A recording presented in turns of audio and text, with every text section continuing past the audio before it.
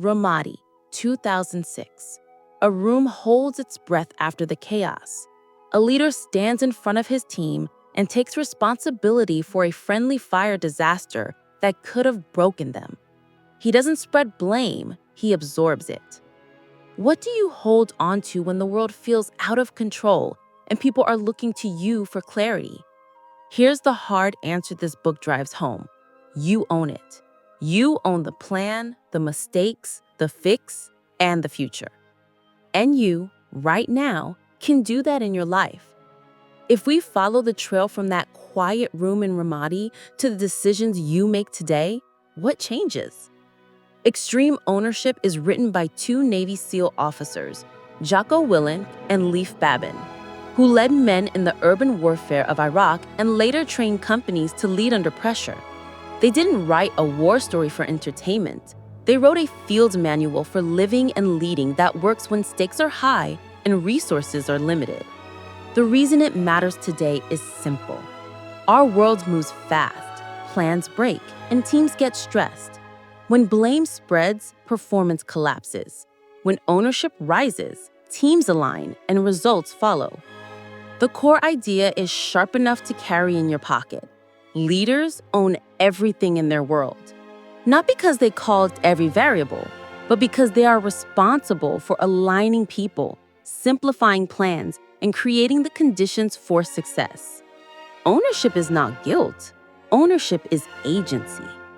So, how do we live this in a noisy, busy life? The first lesson is the title itself. Take ownership before you're forced to. In that Ramadi debrief, the leader didn't wait for someone to point a finger. He pointed it at himself, and with that single move, made it safe for everyone else to stop defending and start solving. When you own the problem, you become the person who can change it. In a team setting, that transforms the mood. People stop crafting excuses and start offering solutions. In my family, it sounds like this. I didn't communicate clearly about the timing. Here's what I'll do differently next time. In a business, it looks like a manager who doesn't say the market failed us, but instead says, our plan didn't account for that shift. Here's the revised plan and the metrics we'll watch. Ownership does not shrink you. It expands you because it gives you levers you can actually pull. The second lesson sounds almost too simple, but it cuts deep. There are no bad teams, only bad leaders. Early in SEAL training, small boat crews race against each other in brutal conditions. One crew kept coming in last, no matter how hard they tried. Then the instructor swapped the leaders of the top and bottom crews. The bad crew began to win. The difference wasn't talent, it was leadership that set standards, clarified roles, and turned conflict into coordination. Think of any group you've worked with that felt cursed. Was it actually cursed, or was the standard unclear, the feedback late, the goals abstract, and the recognition absent?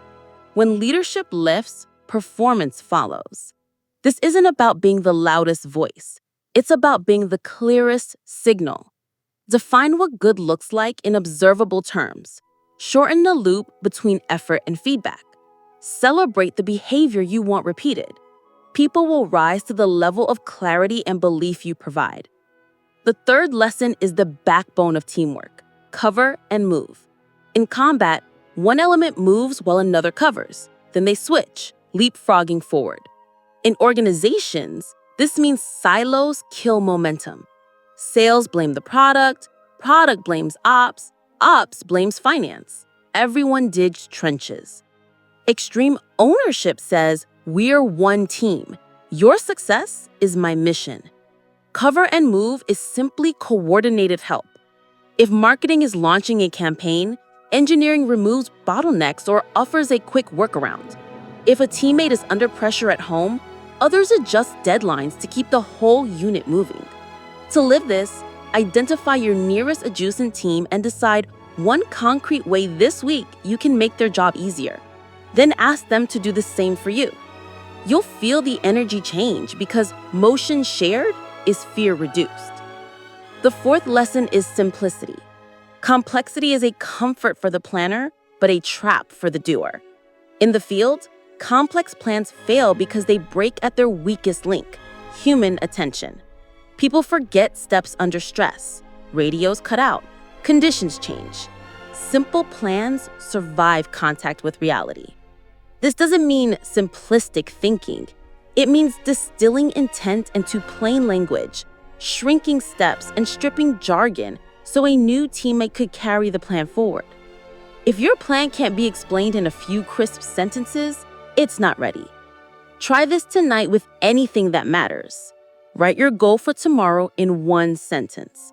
Write the next 2 actions in 1 line each, then stop. On the ground, that discipline creates speed. In life, it creates focus you can feel. The 5th lesson is how to operate when the world is screaming at you. Prioritize and execute. Under fire, you cannot chase everything. You scan, detach, pick the biggest problem, solve it, and move to the next. This is triage for leadership. You detach from emotion without losing empathy. You narrow your aperture without losing the big picture. You act without becoming reckless. When your inbox is a flood, your team is overloaded, or your family day falls apart, breathe. Identify the single decision that clears the most space, make it, then move to the next. This rhythm, repeated, turns panic into progress. If you want it in a sentence you can use, relax, look around, make a call. Now, thread through these lessons is a way of seeing yourself that releases energy. Check the ego. Ego isn't confidence, it's your defensive shell. It blocks learning, it resists feedback. It needs to be right more than it needs to be useful. In the Ramadi debrief, the leader taking ownership vaporized ego. Instead of protecting pride, the leader protected the mission. In ordinary life, ego shows up when we explain instead of listening, when we hoard credit, when we won't try a teammate's idea because it's not ours.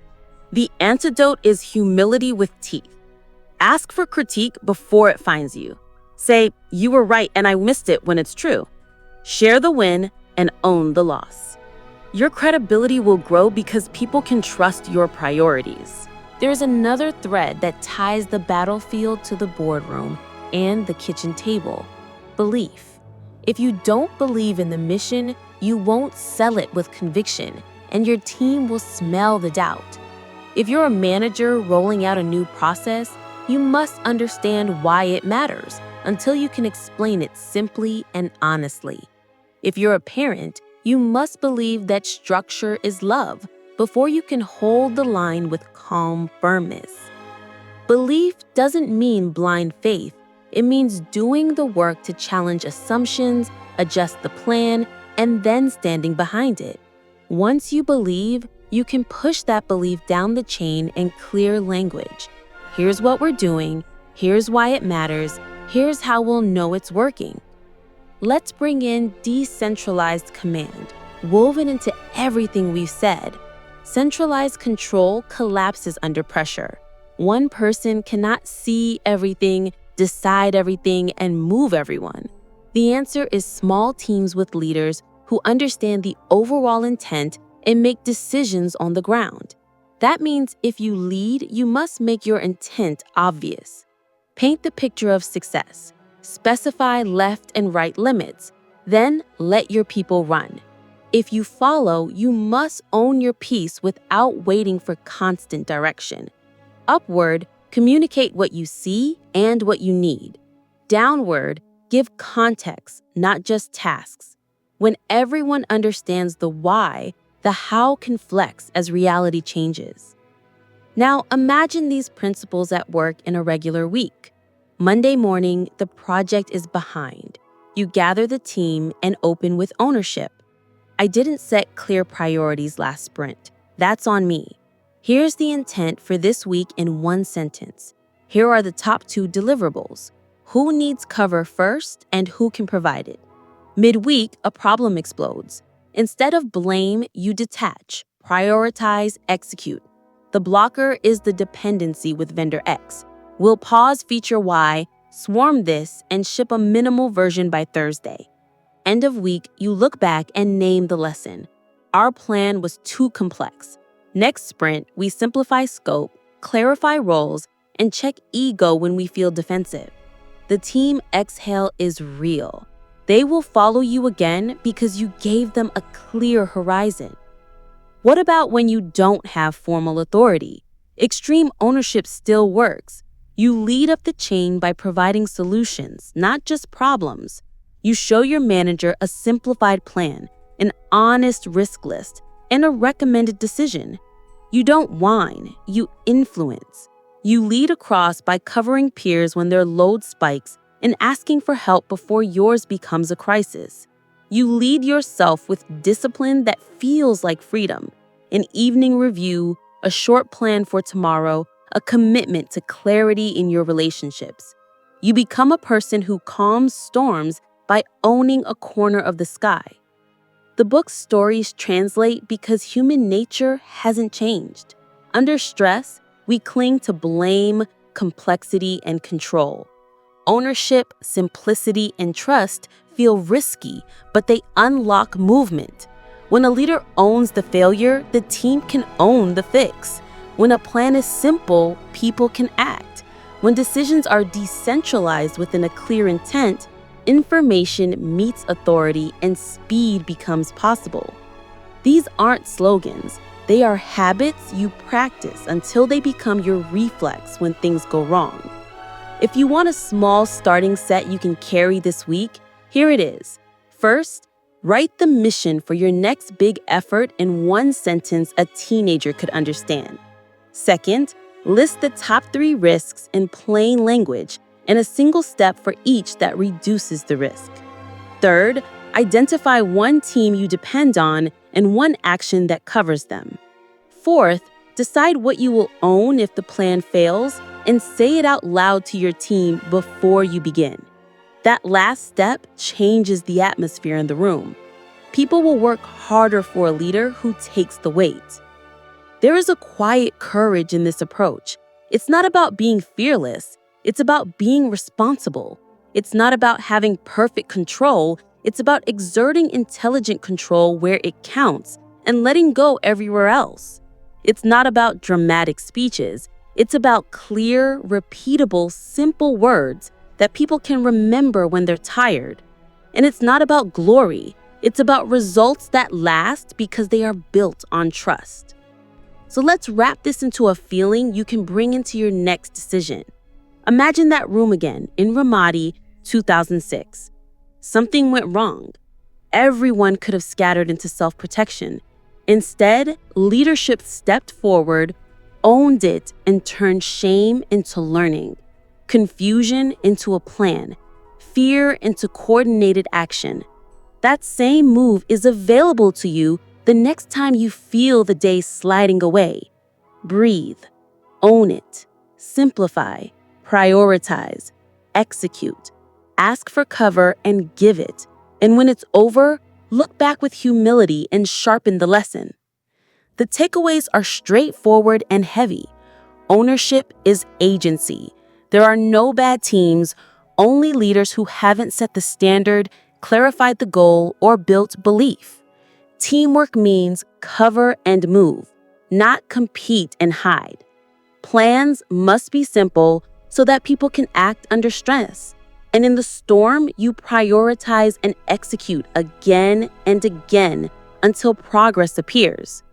If you practice these, you'll notice something subtle. Your world feels bigger, not because it got easier, but because you became the kind of person who can carry more with calm hands. Let's close the loop we opened. In that quiet, tense room, ownership turned a failure into a foundation. You can do the same tonight. Choose one situation you've been avoiding. Name the piece you will own. State it. Make the plan so simple you could teach it to a friend in a minute. Decide the first step and take it before tomorrow. Then tell someone on your team what you learned and ask them how you can cover them this week. This is how cultures change. one leader at a time, one small act of ownership at a time. And if a voice in you still asks, what if I own it and others don't? Remember this. Leadership is making the first move and making it again. Ownership is not a transaction, it's an identity. When you live it consistently, you pull others into its gravity. They step up because you've shown them how. That is how units win. That is how families grow stronger. That is how you build a self that can be trusted when it counts. If you've been waiting for permission to lead your life like it matters, you have it. Not from me, but from the evidence of what works when things are hard. Own the mission, believe in it, make it simple, prioritize and execute decentralized decisions within a clear intent, cover and move. Then, look back with humility and sharpen the lesson. That is extreme ownership lived, not just learned.